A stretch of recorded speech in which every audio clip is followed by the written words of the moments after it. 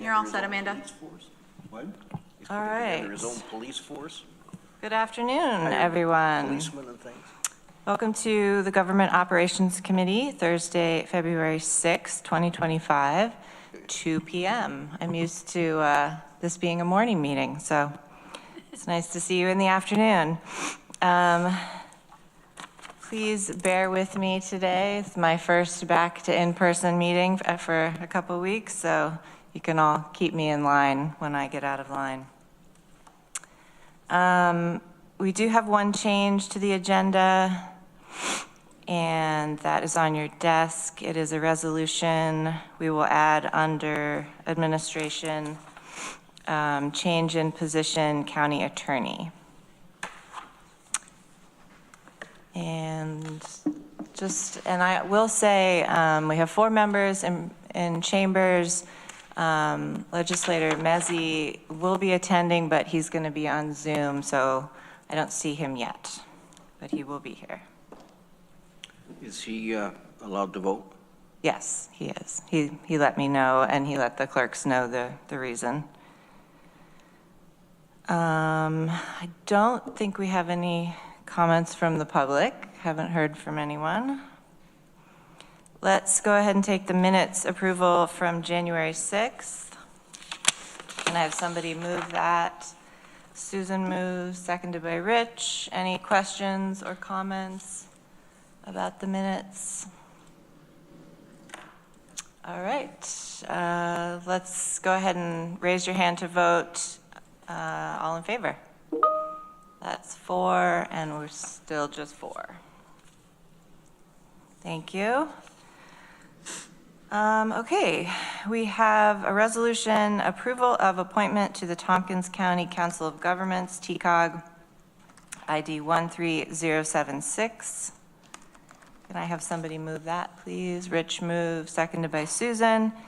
And this would be appointing our chair, Dan Klein, to be our TCOG member, and Greg Mezey, who is our vice chair, to be the alternate member.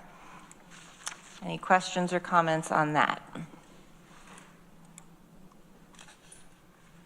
All right, so let's go ahead and vote. All in favor? That's unanimous. Thank you. All right, resolutions under administration.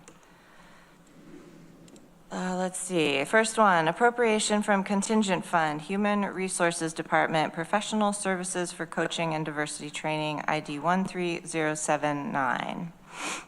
Can somebody please move that? Rich, seconded by Mike. And I guess I'll look at you, Corsa. Good afternoon. Is there anything to say about this or that we should know? Yeah, I just let him join, but he hasn't accepted yet. Bridget, I believe Bridget will speak to that specific resolution. Oh, okay. Bridget is online, and there is Legislator Mezey joining us as well online. Thank you. Bridget, if you're there. I'm sorry, Amanda. Hi, good afternoon, everyone. No worries. We couldn't hear Corsa in the microphone. I don't know what was referred to. Sorry, if you can speak to the resolution from Human Resource. Let's see. I believe, Yeah, we're on the Human Resources Department, professional services and coaching, for coaching and diversity training. sure. So I believe the first 2 resolutions under administration relate to moving funds related to contracts that were in place last year and just being able to utilize the money going into this year. Norma can correct me if I'm wrong. Okay, and Charlene just came up too. Yeah, just in case you have any questions, these are 2 contracts that we had that are ongoing, and we'd like to move the funding to this year.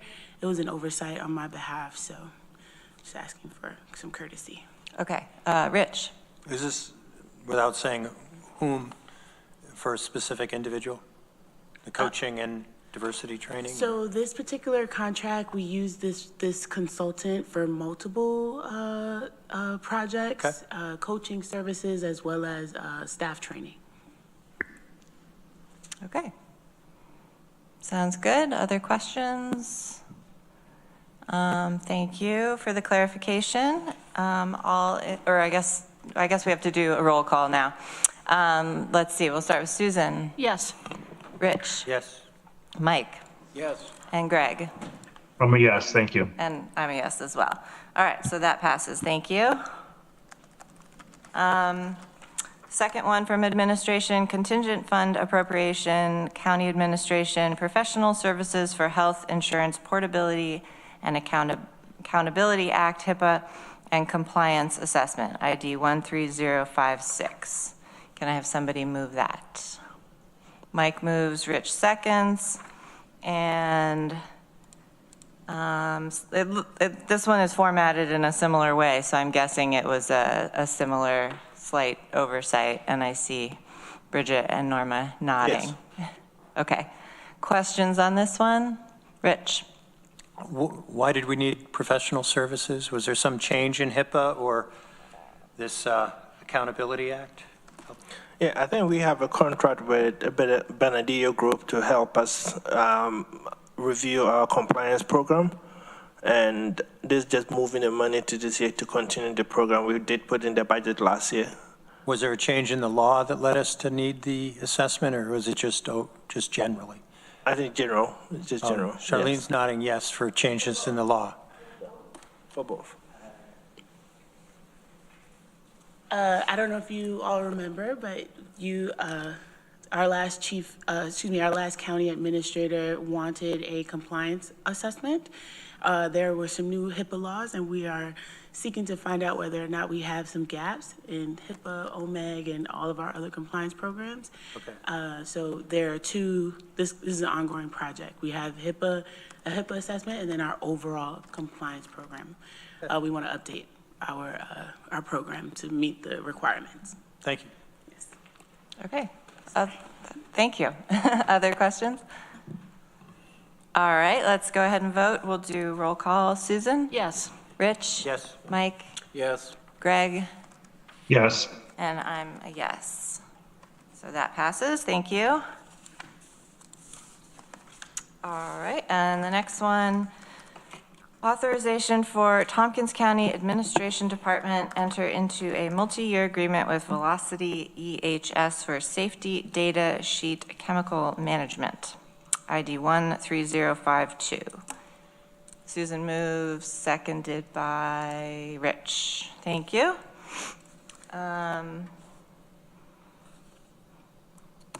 So this is a component under our employee health and safety program. OSHA requires that we make available to our employees the safety data sheets for various chemicals that they may come into contact with during their workday. This software program allows us to have that repository available to employees, and it's a continuation of a contract that we previously have had. Great. Questions? I just had one question in the main result, or the main whereas there talks about a 3-year agreement for 2026 through 2028, and then it lists the actual amounts for 2026, 27, and then 29. Is that supposed to be 28 or? It is, thank you, that's an error. Okay, all right, great. So I'm not crazy. All right, so that would be, let's see, on line 13 of that resolution, instead of 2029, it should be 2028.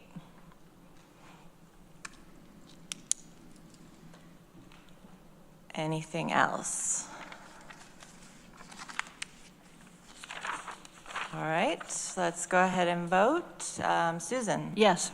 Rich? Yes. Mike? Yes. Greg? Yes. And I'm yes, thank you.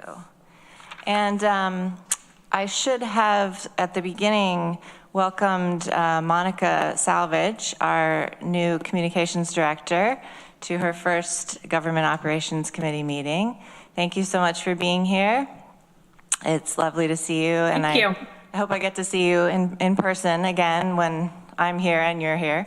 But Absolutely. we're excited to have you and looking forward to working with you.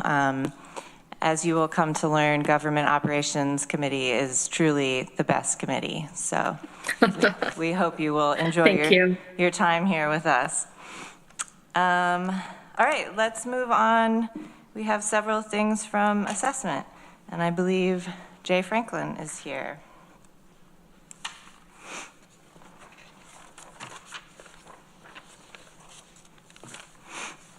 Amanda, I would mention that during public safety, I was looking over there and I was tempted to have that trophy go walkabout for a bit. I was thinking of visiting public safety. I don't know. You know.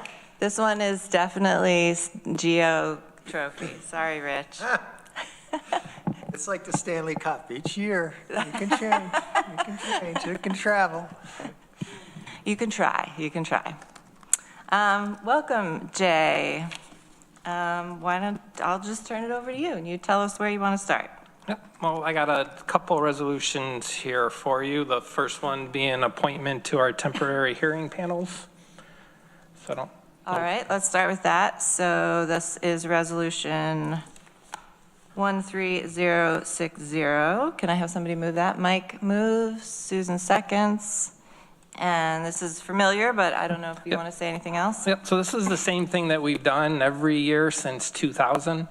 We have our Board of Assessment Review, which is comprised of 3 members, and we can appoint up to 2 times those members each year to temporary hearing panel members. Seeing that this year we won't be making any mass assessment changes, I think we only need to appoint 3 of these hearing panel members this year so that we can have a commercial review board and a residential review board. As of this morning, I think we only had 630 assessment changes, which is a far cry from the 20,000 plus that we've had in past years. We'll still have some more. We're waiting for March 1st, but so here we are offering up Dean Shea, who's a builder, Josh Lauer, a commercial real estate developer, and Judy Malice, a retired mortgage originator. So they would serve on the commercial and residential boards. Okay. Questions, comments? Rich? I'll make the comment I think I've made each year, which is I'm always impressed with the quality of the people who are able to get to volunteer to help us with something that's kind of thankless. Yeah. We're very fortunate, and they all like to do it as well. Yeah, good. Yeah, and we're always grateful when people volunteer their time. Any other questions, comments? All right, so let's go ahead and vote. Susan? Yes. Rich? Yes. Mike? Yes. Greg? Yes. And I'm yes, so that passes. Thank you for that one. And the next one, I guess we'll go ahead and move. Correction of tax roll, City of Ithaca parcel 71-6-9, ID 13061. Can somebody move that? Susan moves, seconded by Rich. And this looks like a correction. Yep, so the real property tax law authorizes me to recommend corrections to you in certain circumstances under certain very specified reasons. And this one, unfortunately, it's one that we messed up on, and it should have been charged 33 units for the square footage for the solid waste annual fee, but we put 3,301 units, which is what we put in for the square footage for the sidewalk assessment that the city applies. So we have 2 very similar special districts, both assessed a little bit differently. So I've asked our solid waste department to see if we could try to take a look at this and standardize those 2 units so we're not, remember to multiply 1 times 1% and not the other one. And it's something I knew was going to happen sooner or later, and I kept checking our totals, and finally it popped in. So. All right, well, these things happen. Questions, comments? Would have helped our fund balance in solid waste. All right, I think we're ready to vote. Susan? Yes. Rich? Yes. Mike? Yes. Greg? Yes. And I'm yes. So thank you. That passes. And let's see. The next resolution is rescinding resolution number 1999-217 regarding the publishing of limited assessment data on the internet, ID 13062. Can somebody move that, please? Rich, seconded by Susan. Jay. So this is just housekeeping, in my opinion. Last time I was here in December, I came to get your opinion on if this was something that we wanted to do. So this just formalizes rescinding that resolution and will allow me to open up my data on the internet for everybody. Mike. Jay, as we said last time, there are certain statutory requirements of not disclosing addresses for some, like judges and things, and that doesn't change that. Is this right? Correct, yes. We actually just got our first Judicial Security Act 859 section, I think, request, and we have gone and removed all mailing address and property location on our website for that. And you'll never see that address again. Rich. I assume this will eliminate the distinction between basic and advanced. Correct, yep. Now, whenever there won't be that, it'll just be ImageMate. Like if you go to pretty much any other county, you'll be able to see everything. Yeah, I've always felt very special. You are Back special, down to Rich. earth. Back down to earth, you know. All right, anything else? All right, let's go ahead and vote. Susan? Yes. Rich? Yes. Mike? Yes. Greg? Yes. And I'm yes, so that passes. Thank you. What else you got for us, Jay, while you're here? Well, is there a color for the committee this year, or? Well, we're going with the blue. Okay. So it's kind of teal-ish. So we got to get on that, I think, this year. I'm pretty sure I have a sweater vest that Okay. match that, so. All right, I'm going to send a reminder We're good to next go. month. Definitely. Yep. Nope, we're gearing up for March 1. So if you know any seniors, anybody who needs to file for an exemption, make sure we get that out or into our office by March 1. And this year, the city of Ithaca, I think, is going to vote to increase their senior limits up to the state maximum. So income under 50,000 would get a 50% exemption, and income under 58,400 would get a 5% exemption. We worked with New York State. They sent me a list of people who they think would be eligible. So we've already sent them applications, because while it passed their committee as a whole in January, it still has to be passed this month. So I didn't want to wait for them to pass it in anticipation of trying to get more people signed up for it. So we sent those out and are trying to get more applicants signed up for that. And this is age 65 and above? Yep. Asking for a friend. Yeah. You're not that old, Yeah, are you, Rich? and income would be defined as adjusted gross minus any taxable IRA distributions, adding in any untaxed Social Security. Mike, you had a question? Just that the representatives from the council the other night said they were going to do this. Yeah, it passed 10-0, so I was pretty safe in trying to get out the word before they actually did it.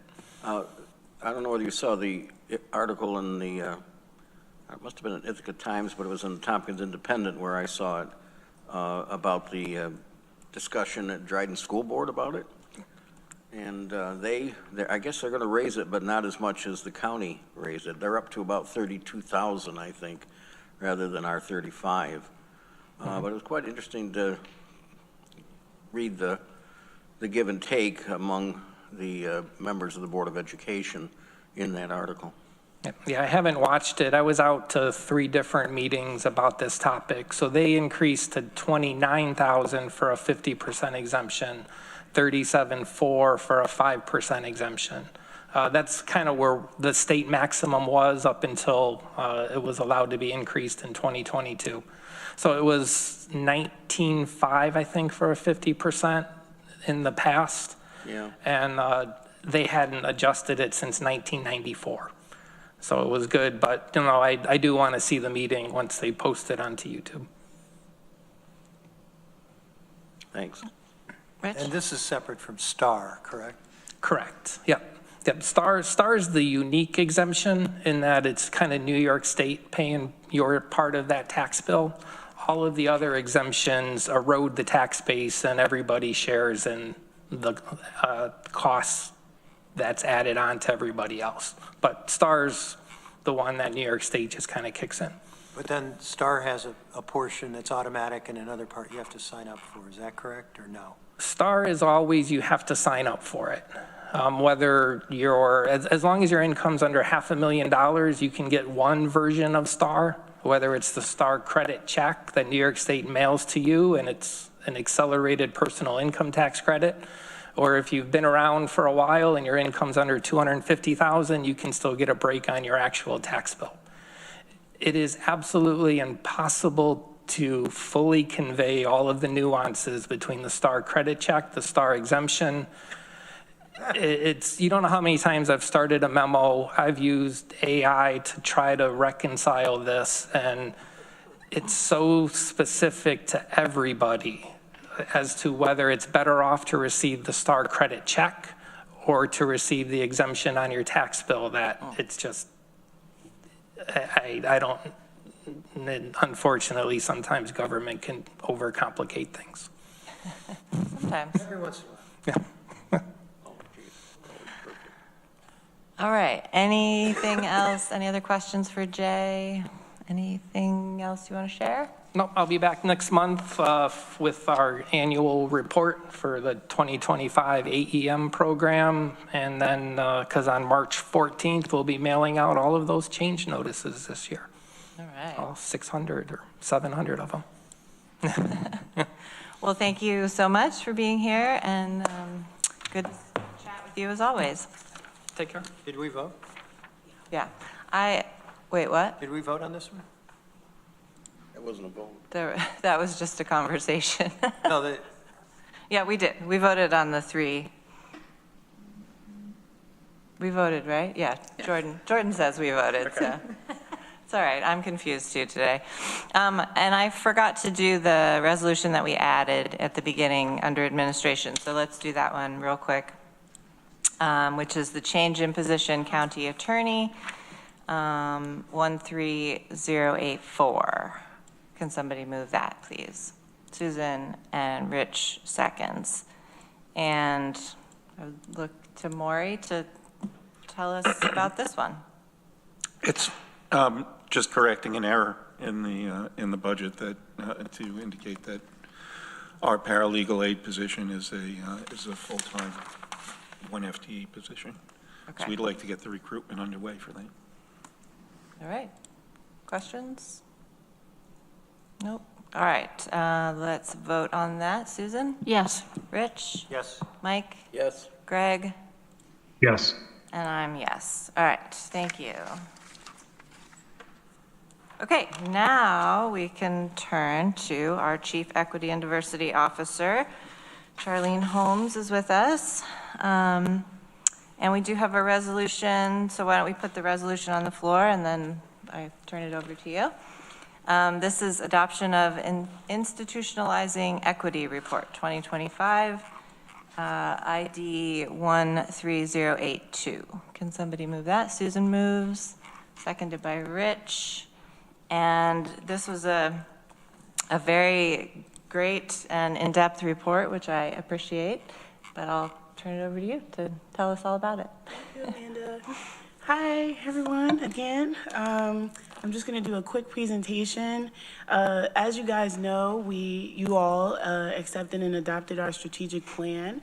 And under organizational excellence, we had our first objective, which was to create a countywide equity action plan that would provide a shared framework and allow for the review of all policies, practices, and programs to advance equity within our organizational operations.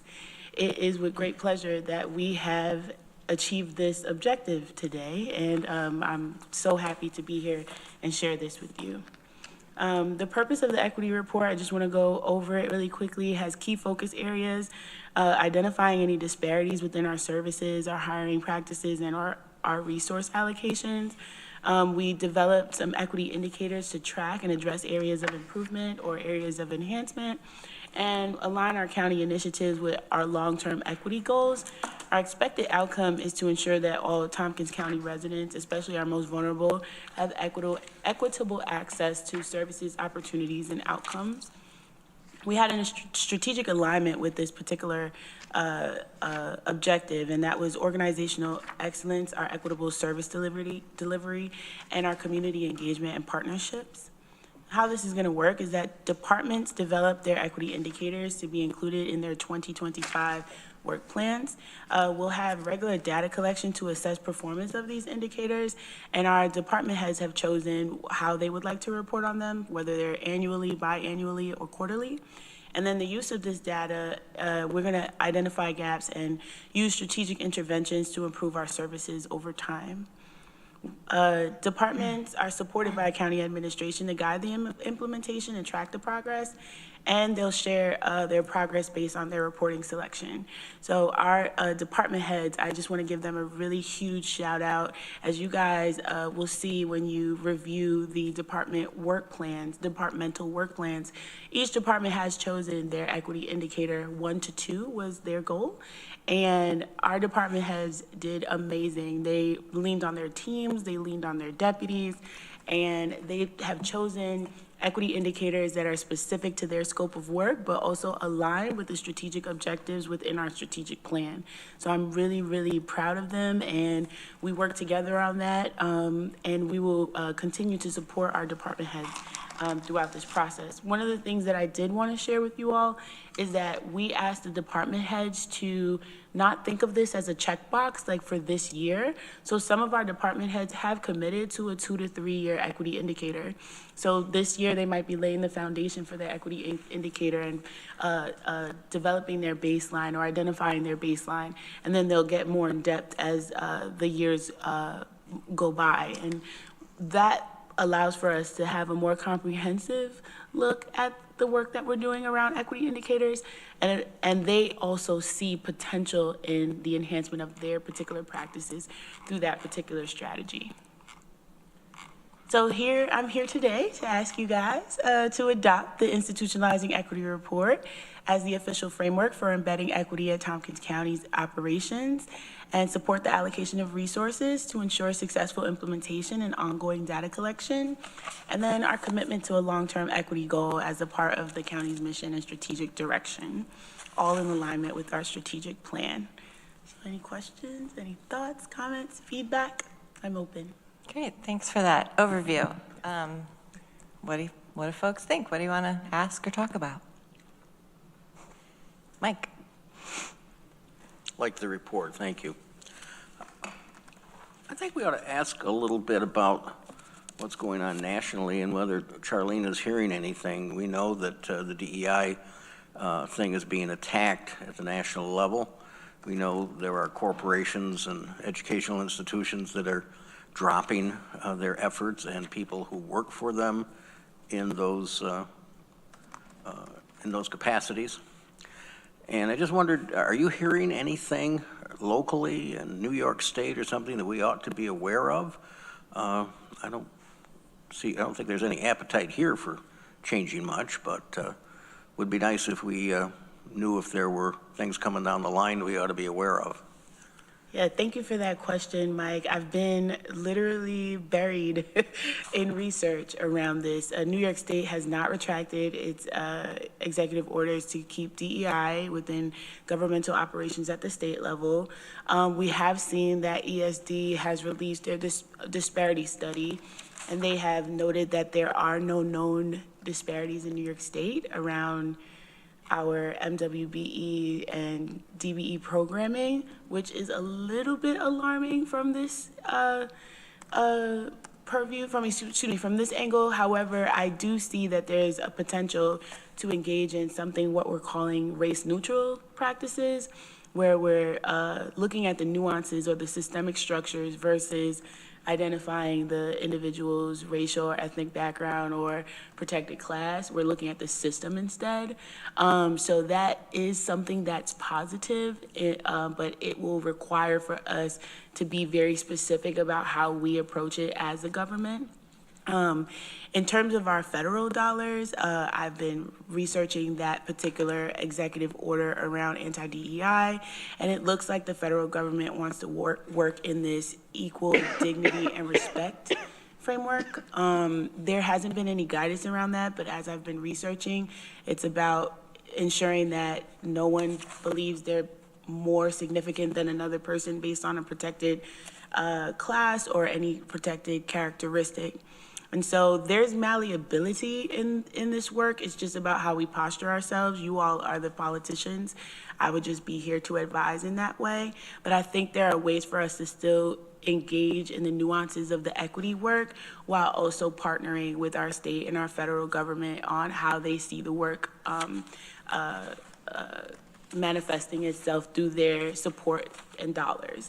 So there's more research to be done, but I don't think that I feel as though if we take a very strategic and structured approach, we'll be postured even with our equity action plan and our strategic plan, we'll be postured to work within the nuances and the differences that we're seeing at the federal and the state level. I hope that was clear enough, because it's hard to explain now because we're in such a folks are operating in a little bit of fear when it comes to the DEI space, and so I just want to debunk that. We as a county government, we're postured well in terms of what we're seeing at the state and the federal level. Great, thank you. A bully's weapon is always fear. Yeah. Well, go ahead. I wondered if organizations locally are calling you with questions as well. Yes, they are. So throughout the county. I mean, yes, ma'am. Because it's confusing and frightening, and so yes, I think this is good timing for this. Yes. I'd like to say, even coming into this role in September, the county has been the model for DEI work in the area, in the region. So folks have always looked to you all to find out, well, what do we do next about this DEI work or about this equity work or even social justice? You know, Ithaca is always known to like push back and rally. And so folks are looking to the county to kind of give that guidance so that they could either adopt some of the ways that we're doing the work or, find ways that fit their business and their scope. But yes, there have been many, many people reaching out, and most of them reaching out wanting the county to be specific about where we stand. So I've just pointed them to our strategic plan and said that we're going to continue in the work until our lawmakers say otherwise. Mm-hmm. Yeah. Well, I appreciate this report and specifically the details and the numbers and the data, and I think you're big on that. Like, it's one thing to just sort of say, here's what I think, but when you actually have data and information to back it up, that means a lot. So I appreciate that, and I appreciate in comparing, there's some comparisons between the previous, or the two different climate surveys, but then also between, there was like some survey, right? Like it was diversity metrics were researched in 2017. So we did a comparison of our workforce demographics from 2017 to now. So we could see if we had any changes in the ways in which we were able to attract and retain talent, which is something that our Human Resources Department has prioritized for their 2025 work plan. So one of the things that I'd like to insert plug here is another piece of this is our ability to administer our climate survey, so we can really get into the nuances of what are the identities that our staff identify as, right? That are not just our EEOs, but where their affinities lie and whether or not we have supportive services based on those affinities, and if there are ways for us to enfranchise our staff in a way that make them feel that sense of belonging, which is something that we have committed to in our strategic plan. So all of this is kind of laying the foundation for us to be more intentional about our efforts around staff retention and staff recruitment. And I just would point out again, you talked to us several months ago about the GIS census diversity data that's on our website, and I would just, if anybody hasn't checked that out, whether here in this room or who might be listening, I mean, it's really fascinating information, and again, like, it's data. You can't really dispute data. So I would encourage folks to go back to that. And this will be an annual report. Yes. That will come to this committee? Yes, we are looking to create infrastructure that this is an annual report that will be reporting on our equity indicators over time, so we can assess and reassess where we might see any needs improvement. So yes, you will get another one of these in 2026. It might not be as long, right? You get to lay the foundation. And funny enough, Lisa was like, okay, because I had more data points in there as well. So Lisa was like, how about we shorten this and streamline this a little bit more? So there's so much to share with you, but I want to scaffold it so it makes sense, and so it's palatable and it's comprehensive, and everyone's engaging in the work equally in their respective scopes. So it doesn't feel like it's a burden to them. It feels like we can integrate it into their work, and then you all can support it. And I'm sure if they want to see more of that data, they can come to you, and you would probably sit with them for a long time and go through data after data. The goal is to share more data points with you. Legislator Mezey shared this last year, that, you know, I've been trying to share more data points with you all, like my updates being about ways in which we're engaging with the community, ways in which we're engaging with staff, and give you numbers instead of like philosophical, theoretical frameworks. I want you guys to like tangibly see how we're making this come to fruition, and then tracking it over time. So that's going to be a priority for my updates in 2025. Great. Rich? Yep. I agree with Amanda. This is interesting data to see. And I guess it leads me to my question, which is, you know, I've articulated that I have some concerns about the strategic plan, and a lot of the language seems really spongy to me, and it's very difficult to interpret what it might mean. Mm-hmm. And here, as I said, the data is really interesting. What does it, I guess I'd like to understand what does it call upon a department head to do?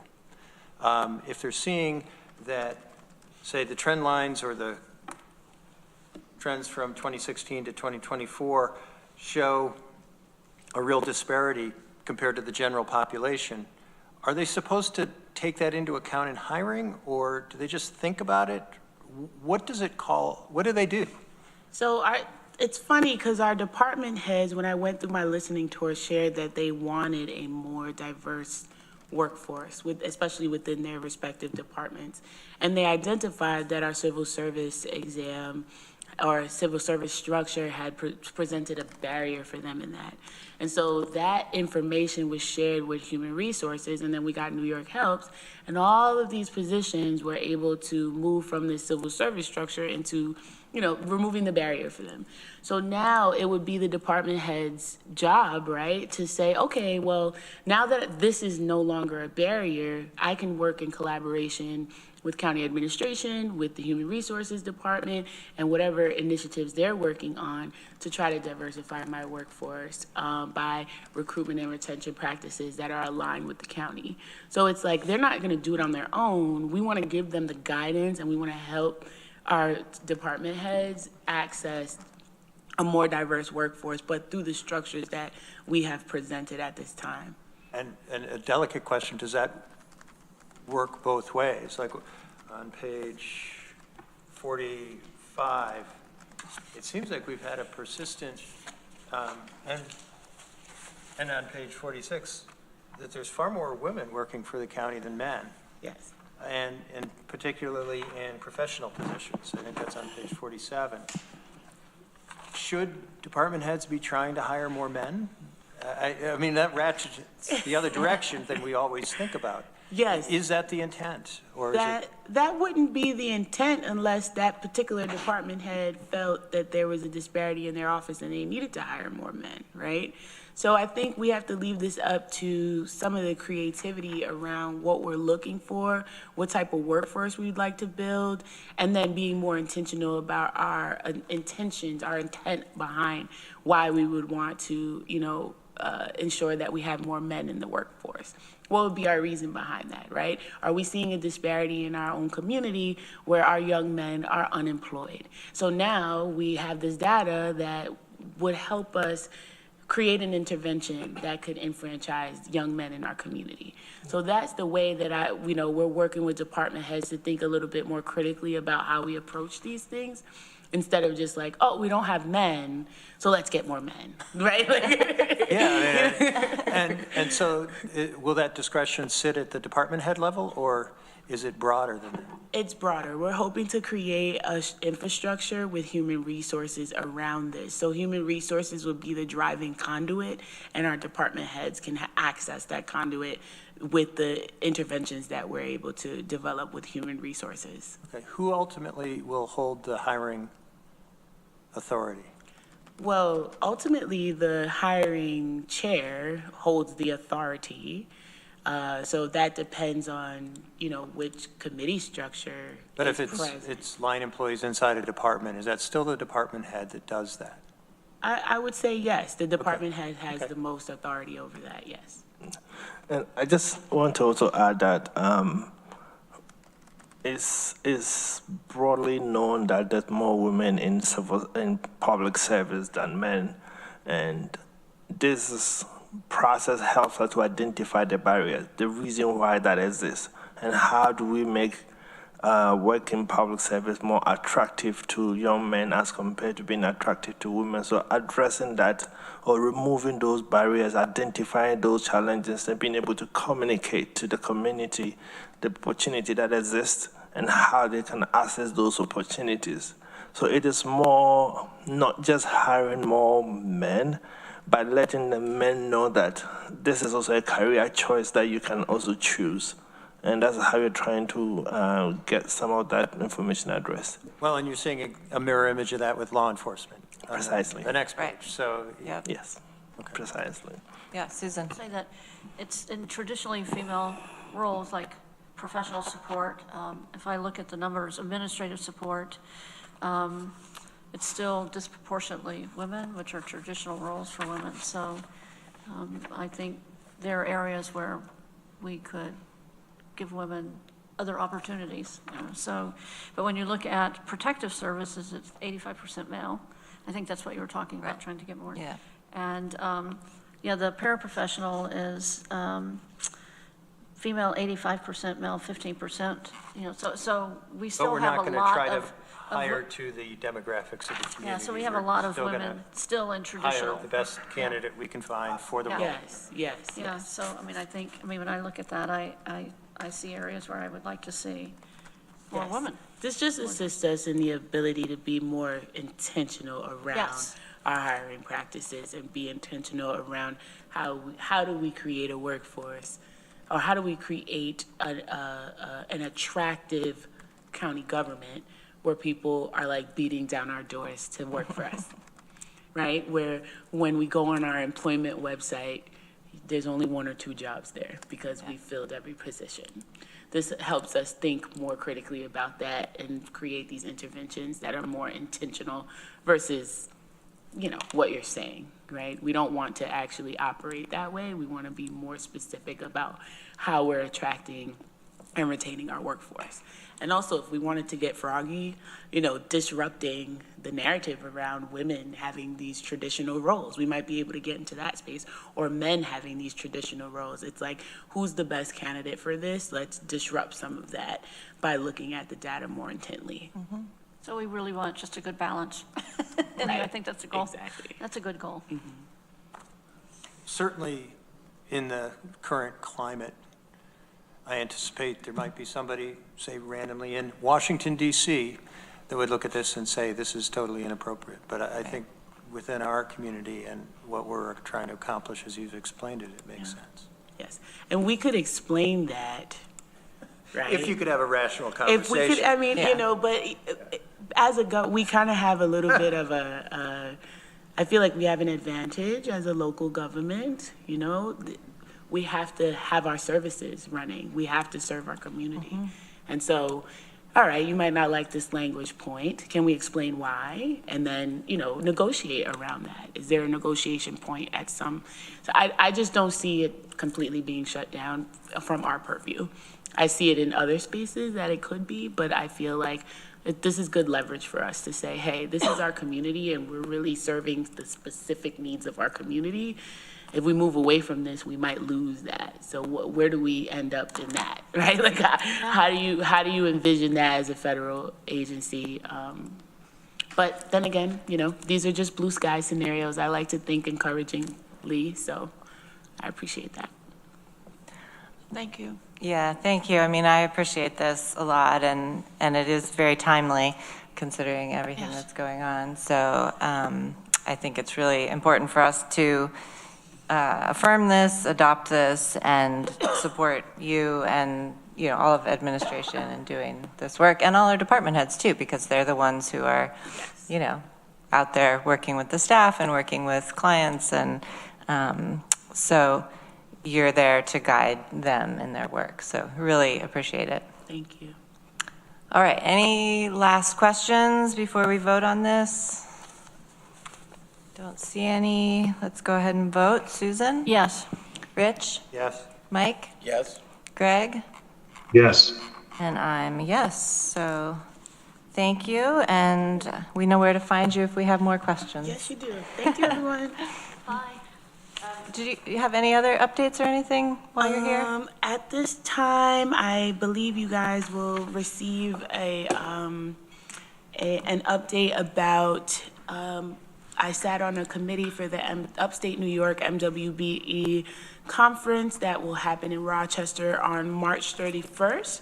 And my role was to find an MBE and a WBE in the Southern Tier. We have chosen Lenguas Club, which is from Chenango. Thank you. Forgive me, I can't never say these words. From Chenango County, and Rivio Creative from Broome County, and our very own Gladys Bragman, who was last year's WBE recipient, will be presenting the award.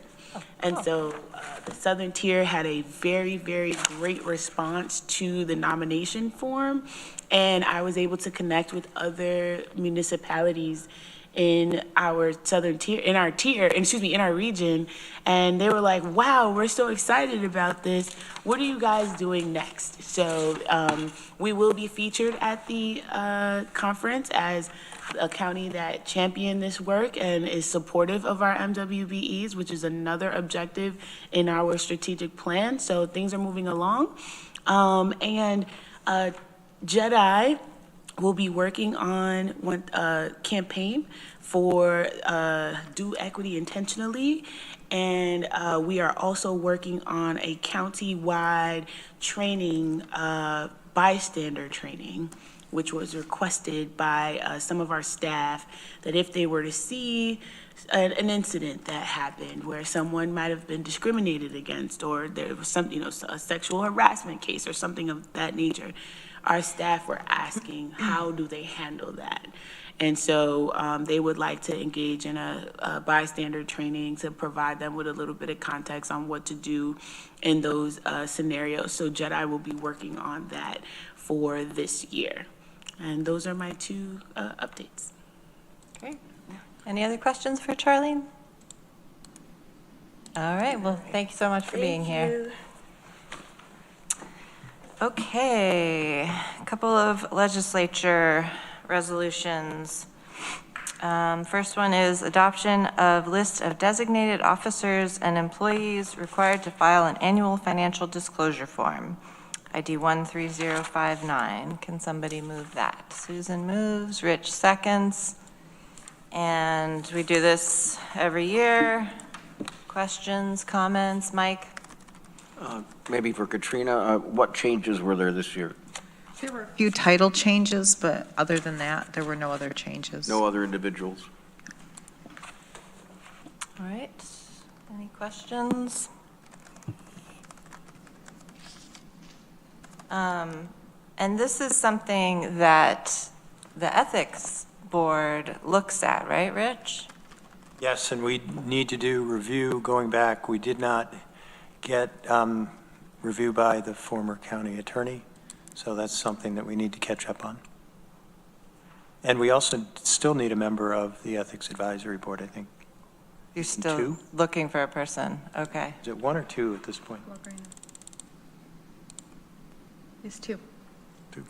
Ooh, okay, so we need folks to be on that board. Yeah. Is it community members or? Yes. Yeah. And you can only have 1 legislator. I was thinking we could add another legislator, but Yeah, no. All calls right, for- that's interesting. We I'll should ask maybe around. Yeah. think about that if we can. It can't be another elected official. It calls for just Right. one elected official. and I've been out there asking people, and it's not an easy sell for some Yeah. reason. It's, but I think it refers to an elected official, but we can add an employee or a staff member to fill out the committee if somebody's interested. that would be great. Get us to the point we could catch up on this. Yeah, okay. Gonna think more about that. Maybe we need to do some more specific asks of folks to get people on there. We can't just sort of let it languish. Because it is important to go through all of this, but, also if other issues come up, we need to have a functioning ethics board. I don't know if anybody here would have the answer to this question, but maybe, and since you didn't do the review last year, but did all of these positions, people in these positions fill out their disclosure? I believe Yes. they did. They did, okay, that's great. That's good. And we don't review them. The county attorney reviews them and reports to us. Okay. So we're not seeing people's private Information, yeah, gotcha, okay. Mike? But they can be reviewed by the public, can't they? Certain, like the legislators? Yeah, they are foilable. Yeah. Oh.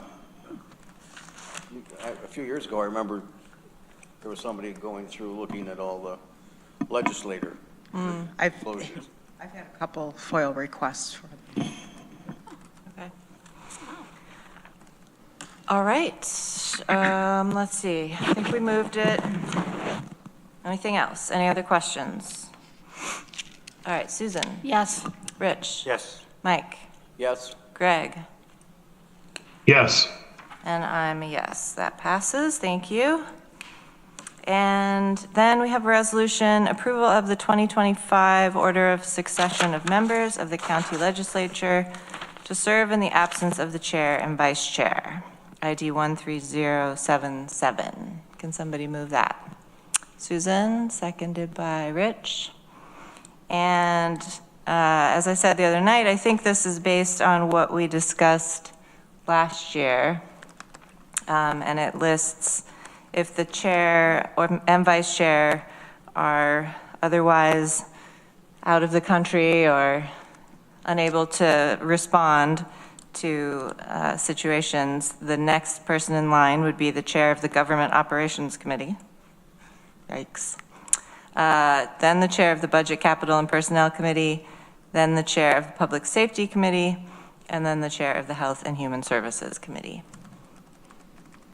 Questions or comments? Do we feel this is appropriate and equitable? Yes.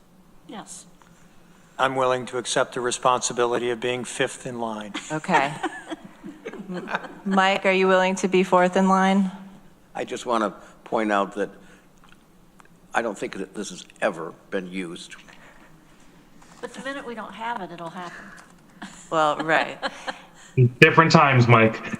You never know what Greg and Dan are going to get up to, and then you're going to be left with me, so I don't know. All right, it sounds like we're all good with this. Let's go ahead and vote. Susan? Yes. Rich? Yes. Mike? Yes. Greg? Yes. And I'm yes. So that passes. All right. Great.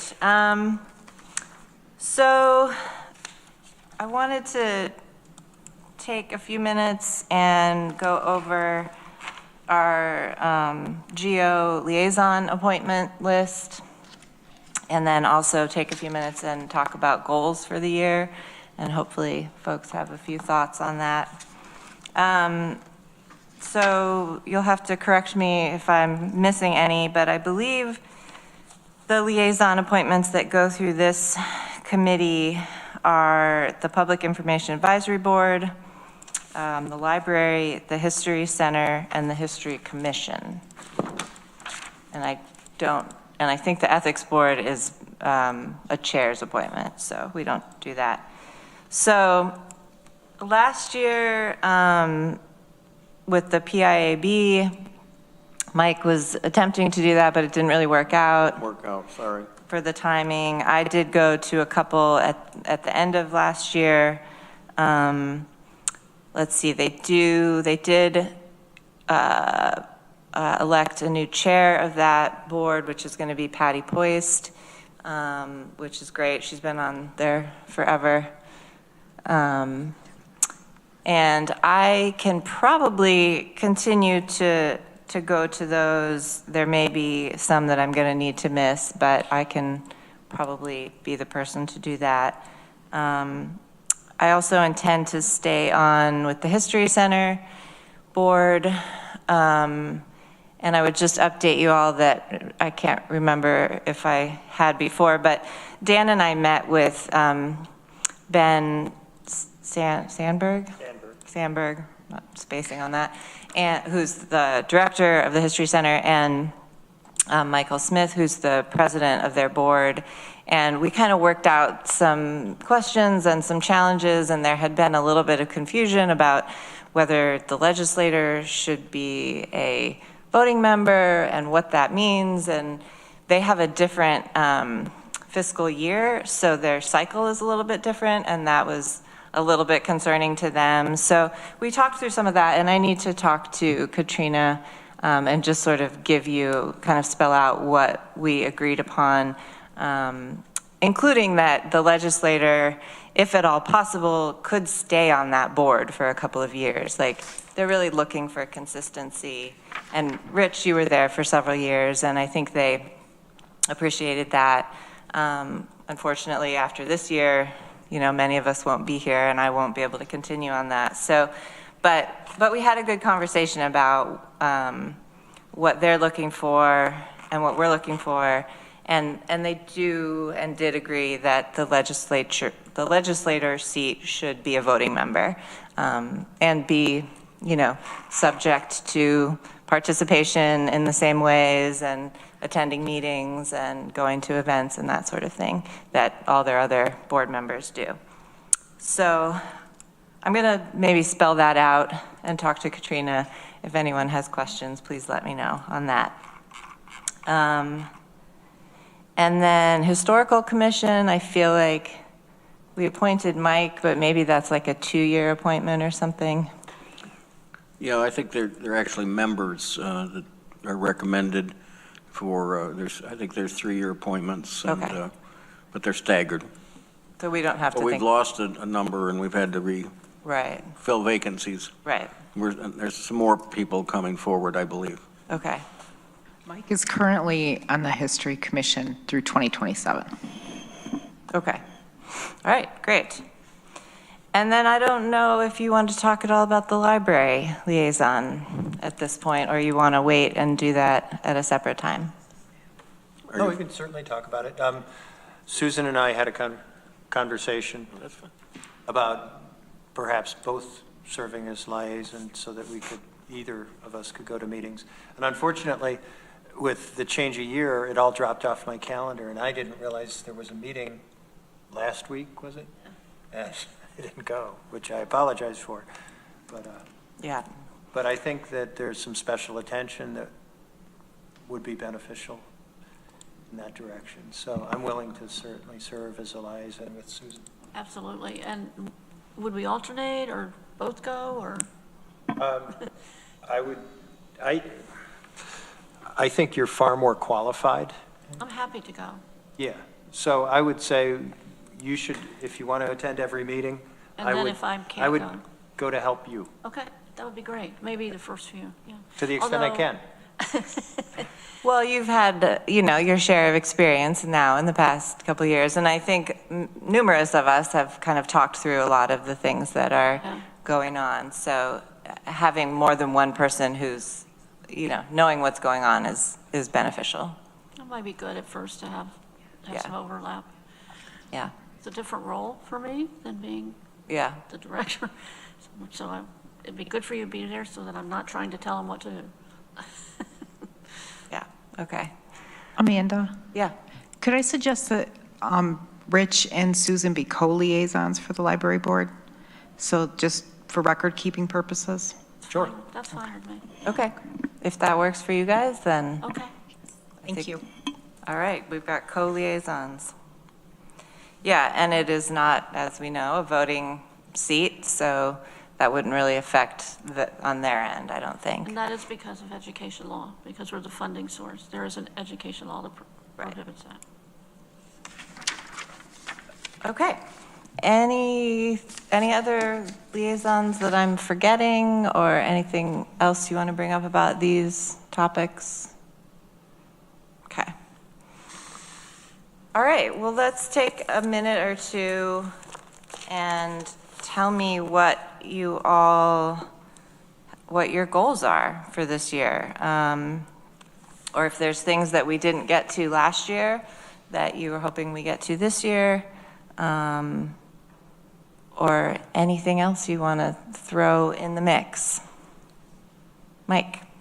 I brought up last year, and I'd really like to discuss a local law to change our charter that changes the number of legislative districts that get done in the future, not the one we're going to elect for this year, but in the future changes it to an odd number, and I would suggest that the number be 11, 13, or 15. And I know I talked to Maury about it, but he's had a few other things on his plate. I know that. But I would like to talk about that. And we need to do it early on in case Maury comes back to us and says that this would require a referendum. And so we have time to get it on the ballot. We had one a few years ago, and Jonathan sort of dropped the ball and didn't get it to us in time to be able to put it on the ballot. It wasn't for this particular issue, but it was a different issue. So, so are you talking about getting it on the ballot for this year or potentially next year? I mean, because we would have still a couple of years. Well, yeah, we could, but I'm just suggesting that it probably ought to be done while this group is here. Gotcha. Since we have all this experience that the new legislators are going to lose. Gotcha. That's my thought. Okay. Maury? In terms of timeline, I could get you something more exact, but if it's something that we want to go to referendum with this year, we would need to plan on being done with it and ready to move it forward into the referendum process by the end of July. End of July. Okay. I'll get more specificity for us on that, but that's my recollection of it from having dealt with referendum issues before. Thank you. Okay, great. I mean, I'm happy whenever you want, we can get this on an agenda whenever it works for you, and just, let me know, and we can, if we need to have a couple of discussions. I'd like to start talking about it next month if we could. Yeah. You want to start? We'll start next month. Okay. Okay, great. One thing, what else? Anything else from you, Mike? You wanted to? That was the one thing I was thinking about. Okay. I don't think we have charter review until, what, 27? 27. So you have a little time on that. Yep, okay. Rich? We have already had some discussion about reviewing our process for advisory board appointments. And I assume you already have that on your list, but I think that is due. You know, and always the flag policy. I think we could do a month, you know, just. A month of flag policy? Yeah, just flag policy. How about just every month? We Pretty just much look that at, could fill our year, I think. you we know. look at the flag policy every month. Put that in the minutes. Rich wants to look at the flag policy. I think the one issue, may I? Yeah. The one issue there was whether we, as we have the Pan-African flag up there, whether we can put other flags and which ones. It's in the policy, but we began to look at, for example, could the Ukrainian flag be up there for a month? Could the Israeli flag be up there for a month? Could a state flag be up there for a month? Somebody else, other state or something? Gotcha, okay. Kidding about the flag policy. It seems like if we touch it, we're going to get so many people coming to our meetings to explain the world to us. Yeah, it's a I remember when Frank touchy Proto one. chaired the first flag committee when I first came on the legislature, and they reported that the correct way of having the American flag, it always had to be on its own right. I remember him explaining that to us. Funny, its own right. Which is the way we have it. Yeah, okay, interesting. Okay, yes, advisory board appointment policy and procedure. How do we want to do that? Like, do we want to have a small group to like go through it and nitpick it? Do you want to just have conversation here? I guess I'm not like, Susan. Well, I have a question. So first I think this is a really good idea. I mean, I wasn't so sure when I first started. I thought, well, we should just let them decide. But I think the pandemic upended so many things that many advisory committees have, you know, bylaws, all kinds of things. I've watched the past 2 years, bylaws keep, you know, having to be updated, and it takes a long time. And so first, what would be helpful is what are a list of all the advisory committees that have boards that the legislature have to approve. I do think that there is, you know, I've thought a lot about this, and I think in some situations, having more oversight and perhaps even interviewing some of the people who want to be on the board, depending on the situation. I think that's something we should consider. It might be controversial, but I think that it might be important. Okay.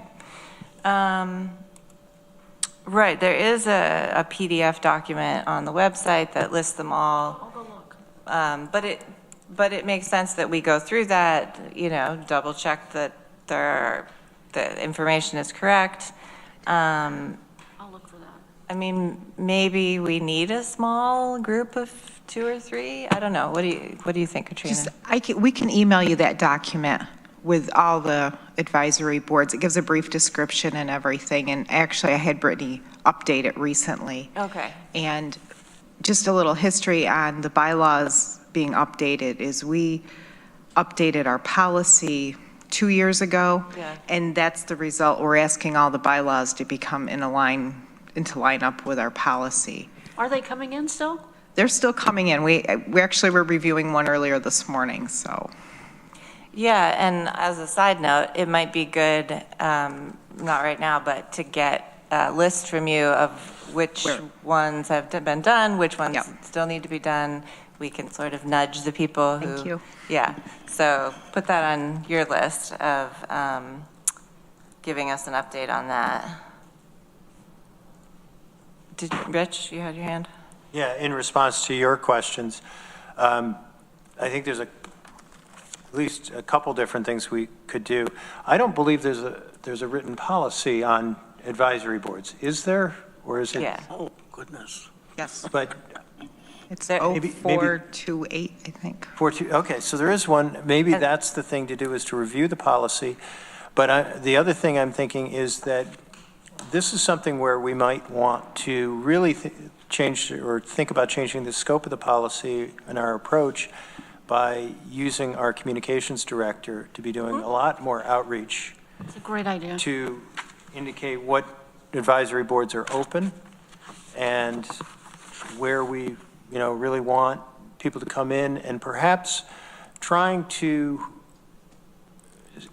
set some brief and general qualifications for membership on the different advisory boards, or where it would be helpful to have qualifications, not to exclude anybody, but to try to channel expertise where it can most help us. So in our rules of the legislature, It's in here? There's there's an rule. appointment policy, more of the appointment policy. Right. Which one Did is it? I'm It's sorry. it's second to the last rule. Okay. I'm not sure which. 17. Okay. It used to And- be the last until we added remote attendance. That's right. Yeah, found it. But, and I have read through that, and it is essentially what we do, but, my question has just been, are there things we could do differently? Are there things we could do better? And it's not so much about the wording of it, but what is it that we want, and how can we do that better? So, Yeah. Yeah. it sounds, Rich, like you want to volunteer for the small group to work on this with me. If that would be useful, yes, I would do that. And of course, you and I and Dan worked on these rules, so it's That's all coming right. back to me. But yeah, I'm thinking a policy like our other policies, but maybe it can live here. Do you want to join us on the small? Yeah, I'd be happy to. And we can rope Monica in as well and get some communications director advice. All right, so let's plan to do that. I will follow up and we can set up a time to get together to talk initially about that. Great, thank you. Okay, other goals, Mike? We hadn't heard from Greg. I didn't know whether he had any, and then I got a couple more I thought of. You got anything for us, Greg? Nothing specific right now. I think we have a pretty full dance card in this committee usually, so I don't have anything that jumps out. But I think good comments from my colleagues.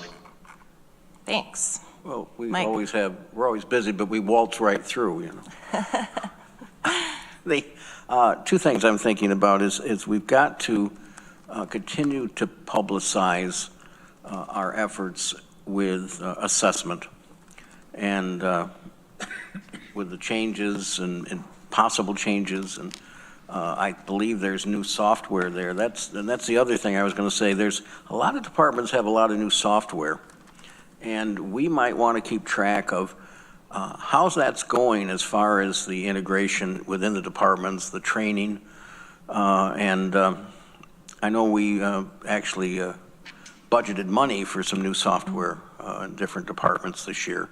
So I think that might be something we should be aware of and discuss, whether it's things that are already started in finance or in assessment or in administration or other places.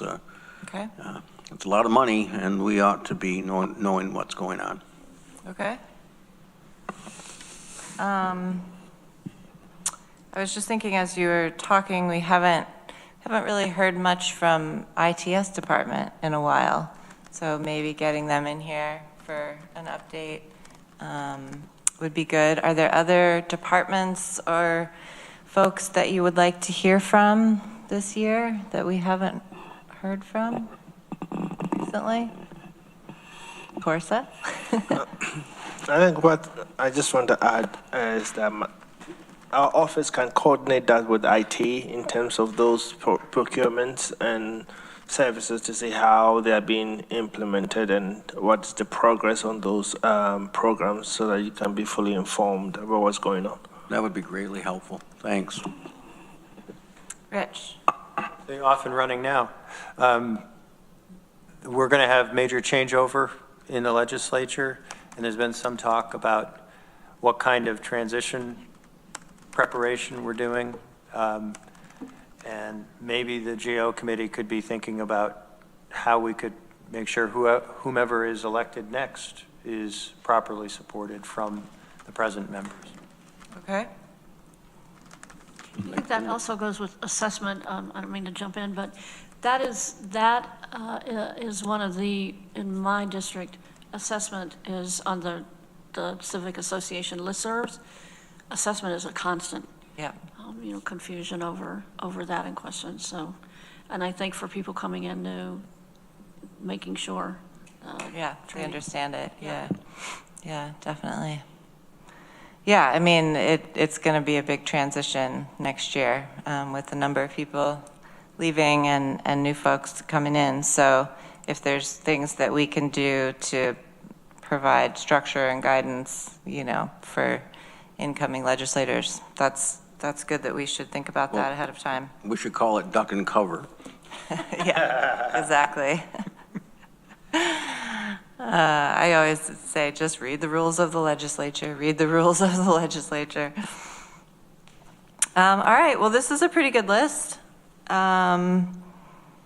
We can certainly add more things. I know other things are going to come up, and we do usually get plenty from the departments who report here. But if there are other things that come up that you want to see us discuss, please let me know. All right, great. Let's move on to go through our reports at the end of our agenda here, and I'll turn to Corsa. Do you have any updates for us? No more update. All right, no updates. Any questions for Corsa? All right, County Attorney Maury, any updates? I'm pretty much reported out since Tuesday, but in the area of updating on federal activities, there are two new things to be aware of. One is the Department of Justice issued a memo basically taking inventory of DOJ grant funds that flow to sanctuary jurisdictions. I don't think they even have a list of those yet, but they want to turn those off. Preliminarily, it doesn't look like that would have a huge impact if it happened here, but we're still looking at that. And second, it's almost like I could do a Google search and there might be a third thing. The Department of Justice has sued the state of Illinois, the city of Chicago, and Cook County, seeking to invalidate their so-called sanctuary ordinances, statutes, and so forth, which are somewhat more aggressive than what New York has. All that's out there right now is a complaint that's based on federal supremacy and a contention that since the state and locality cooperate with the federal government in other areas, it's discriminatory for them not to cooperate in the area of immigration, which is an interesting theory, and I haven't seen that discussed anyplace yet. Right now, there's only a complaint. There's no injunctive action or anything like that. But I will certainly keep track and continue reporting because it looks like, that may be the test case that the federal government has picked. I think another might be California, and another might be New York, in which case I hope Tish James's office carries our water very well for us. There's always something new every day. Mike. Yeah, thanks for that, Maury. And I did read this morning that there is some legislation making its way through state government to protect the sanctuary status. And they said it had, if I remember right, I think they said 20 sponsors in the Senate and 50 in the Assembly already. All right. Rich. Yeah, I saw that about the Attorney General and seeking to cut off DOJ funds, and I was trying to think, where would they be showing up in our community? Is the district attorney perhaps get something, or the sheriff? The sheriff gets some funds that are passed to it through DOER, and I think the airport has some degree of DOJ money? Oh, not DOJ money, I'm sorry. And even the DOER money, it was pointed out is not DOJ money, so. Yeah, I mean, I saw that headline, I was like, where would that, you know, I mean, it hides in different places, but Yeah, it's typically law enforcement. yeah. And we get money from Homeland Security, too. I mean, it certainly is We haven't possible. seen a memo from them yet. Well, But it seems like it's coming, and, it's only been, what, yeah. 2 weeks? Is this an appropriate topic for GO to think about what is our government stance in regard to this relation with the federal government? I don't know. I don't know if that sits here or if it's the whole legislature, but we probably should be preparing. Yeah. It's all very depressing, but I think we're better off if we think about it somewhere, Yeah. maybe here. Yeah. All right. Thanks, Maury, for keeping on top of everything and keeping us informed. Director of Finance, Lori, is on Zoom. Hi. Hi, good afternoon. I do not have any updates today. All right. Any questions for Lori? I don't see any. Thanks for being here and listening to us chat this afternoon. Oh, thanks. Communications Director, Monica, is here. Welcome again. Hello, that's twice in a week. I'm just going to say that there's been a lot of firsts this week. Everybody has been really welcoming who I've met so far, so that has been really nice. I had my first ledge meeting, my first executive session, my first committee meeting. I attended a strategic planning meeting.